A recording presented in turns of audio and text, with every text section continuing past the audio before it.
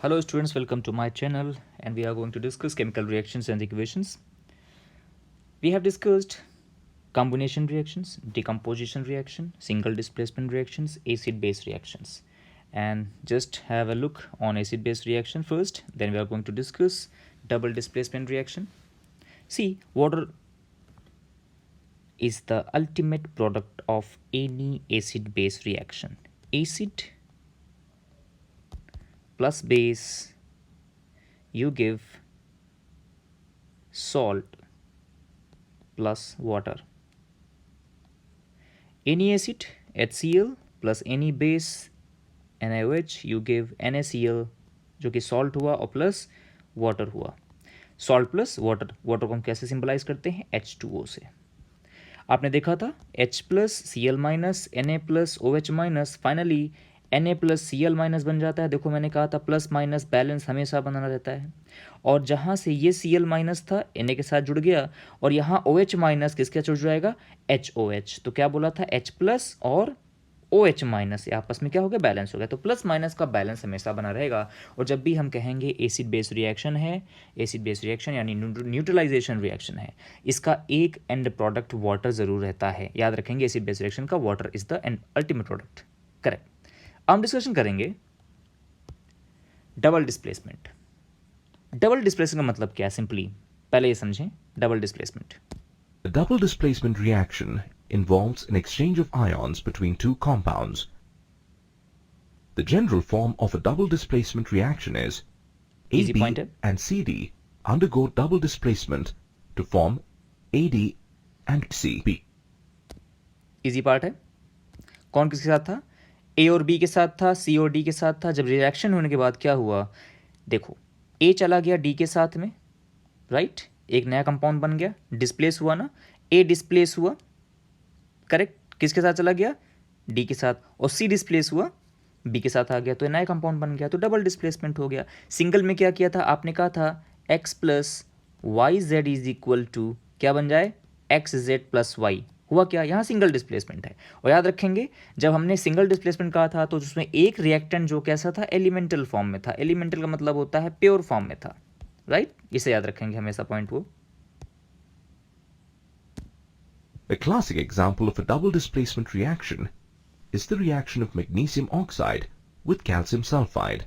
Magnesium In oxide this calcium sulphide. reaction, magnesium and calcium ions interchange their places to form magnesium sulfide and calcium MgS oxide. CaO. This जरा इसे देखो, easy part है. Mg यहाँ भी +2 charge है, oxygen में -2 charge है. आप इसे ध्यान से देखेंगे, -2 इसका वैलेंसी भी है, जिसे हम चार्ज बोल रहे हैं, वैलेंसी का पार्ट है. कैल्शियम के पास भी +2 चार्ज है और सल्फर के पास भी +2 चार्ज होता है. जरा ध्यान से देखो, रिएक्शन हुई ज़रूर है लेकिन चार्ज बैलेंस रहते हैं हमेशा. करेक्ट. याद रखेंगे एक नया चीज़ बन जाना. तो एक बात तो क्लियर हो गई, अगर किसी ने किसी को रिप्लेस किया यानी वो उससे ज़्यादा रिएक्टिव है. रिप्लेसमेंट कोई तभी कर सकता है जब उससे ज़्यादा रिएक्टिव हो. अगर कैल्शियम ने मैग्नीशियम को इससे रिप्लेस किया है तो यानी रिएक्टिव पार्ट ज़्यादा रहा होगा ये. करेक्ट. या मैग्नीशियम ने किसको रिप्लेस किया है यहाँ से, यानी सल्फर ज़्यादा प्रॉपरली बन पा रहा है, मैग्नीशियम के साथ कंपाउंड बना रहा है, और कैल्शियम ज़्यादा बॉन्ड बना रहा है ऑक्सीजन के साथ में. यहाँ भी देखो मैग्नीशियम का +2 बैलेंस है, सल्फर का -2 बैलेंस है. +2 -2, ये +2 ये -2. CaO क्या मतलब हुआ? अब ज़रा हम यहाँ डिस्कशन कर लें इनके चार्जेस के लिए. देखो मैग्नीशियम क्या है? मैग्नीशियम को आप लिखते हो Mg, एटॉमिक नंबर 12. इसको इलेक्ट्रॉनिक कॉन्फ़िगरेशन करेंगे, ये आएगा 2,8,2. आउटर मोस्ट कितने इलेक्ट्रॉन? 2. याद रखेंगे कभी कोई मेटल होता है अपने आउटर मोस्ट इलेक्ट्रॉन को रिलीज कर देता है ताकि अंदर कितने इलेक्ट्रॉन रहने चाहिए? 8.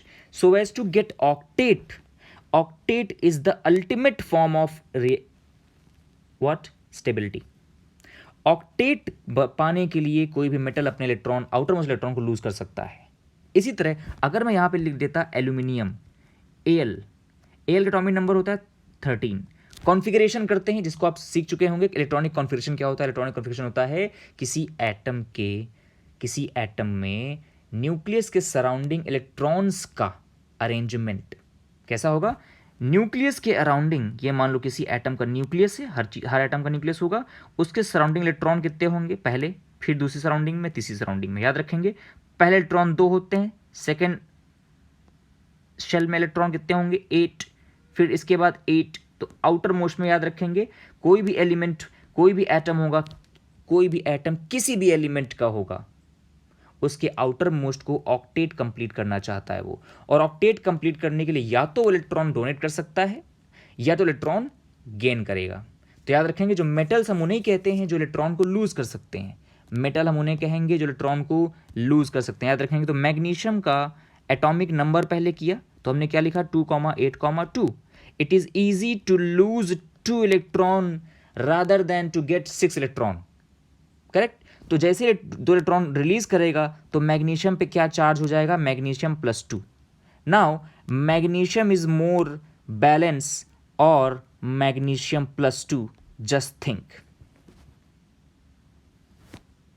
Let's not waste the time, think.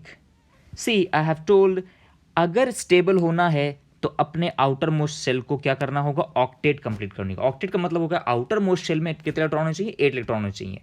तो it is Mg+2 which is more stable than Mg. So this is Mg+2 is more stable than Mg itself.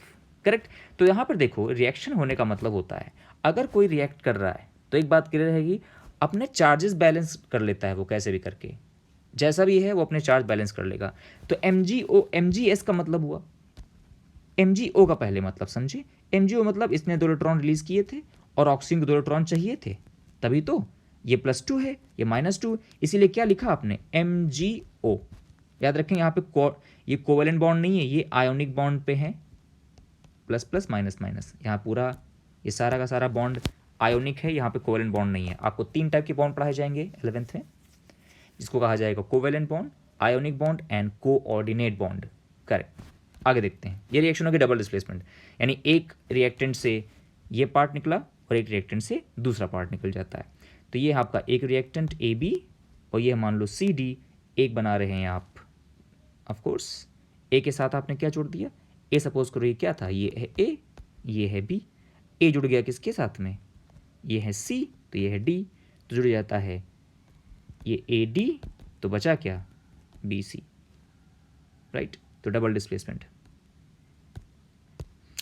अब बात करेंगे, नेक्स्ट है, Reaction is known as a double displacement reaction because 2 compounds, magnesium sulfide and calcium oxide, are formed by the displacement of magnesium and calcium ions with each other.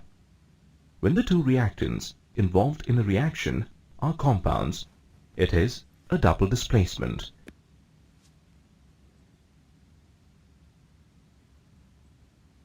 As you saw, in double displacement reactions, compounds exchange ions. However, in a combustion reaction, combustion की there बात is no करते हैं, exchange. Burning In a combustion reaction, और when oxidation all दोनों elements में in a की है। carbon compound combine with oxygen, they produce carbon dioxide and water. आप देख सकते हो Thus, नीचे जो जल रहा है combustion वो क्या है, reaction वो is कार्बन the है। burning of a substance in the presence of oxygen. जो भी आपको यहाँ पे लकड़ियाँ दिख रही हैं वो है क्या, कार्बन। कार्बन जल रहा है, एक्चुअल में कार्बन ही तो है। क्यों कार्बन है, क्योंकि ये सेलुलोज है ये, और सेलुलोज क्या होता है, एक तरह का carbohydrate, carbohydrate. And what are carbohydrate, carbohydrate वो होते हैं जिसके अंदर CnH2O होल N फार्मूला पाया जाए। बहुत इजी पार्ट है, क्योंकि कार्बोहाइड्रेट है ये, यानी कार्बन और हाइड्रेट, क्लियर, कार्बोहाइड्रेट फॉर्मूला जो कार्बोहाइड्रेट को आप लिखते हो, याद रखेंगे ये सारे कार्बोहाइड्रेट के लिए एप्लीकेबल नहीं होता है, क्योंकि ये एक तरह का ये फॉर्मूला है। याद रखेंगे कहाँ पे water as it is formula नहीं होता है, ये केवल फॉर्मूला है मॉलिक्यूल्स के लिए, मॉलिक्यूलर फॉर्मूला है, नॉट द स्ट्रक्चरल फॉर्मूला।